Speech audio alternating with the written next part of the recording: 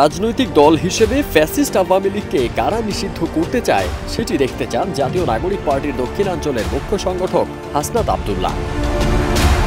ওয়ালটন আবারও মিলিনিয়ার অফারে ওয়ালটন ফ্রিজ কিনে আপনিও হয়ে যেতে পারেন মিলিয়নিয়ার।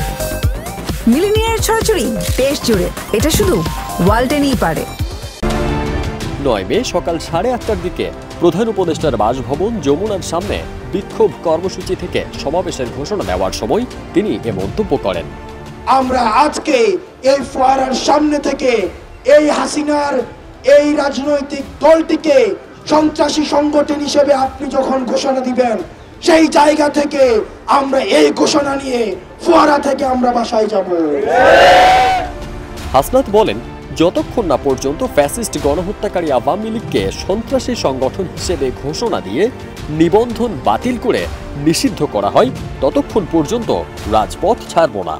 আমরা বাংলাদেশপন্থী যারা রয়েছি আওয়ামী লীগকে রাজনৈতিক দল হিসেবে দেখি না। এ সময় হাসনাত ফোয়ারার সামনে থেকে ইন্টারকন্টিনেন্টাল হোটেল হয়ে বাংলা মোটর পর্যন্ত পুরো রাস্তা জনসমুদ্রে পরিণত করার হুঁশিয়ারি দিয়েছেন।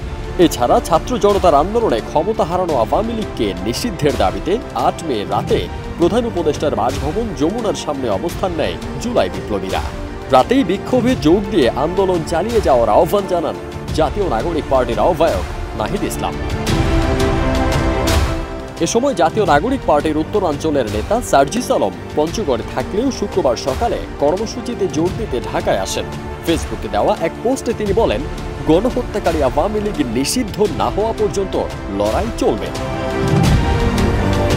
আওয়ামী লীগকে নিষিদ্ধের দাবিতে সারা দেশের জনগণকে জুলাই আন্দোলনের মতো রাজপথে নেমে আসার আহ্বান জানান হাসনাত। পরে এক ফেসবুক পোস্টেও সেই কর্মসূচির কথা জানান তিনি। পারদিন সানি, দেশ রূপান্তর।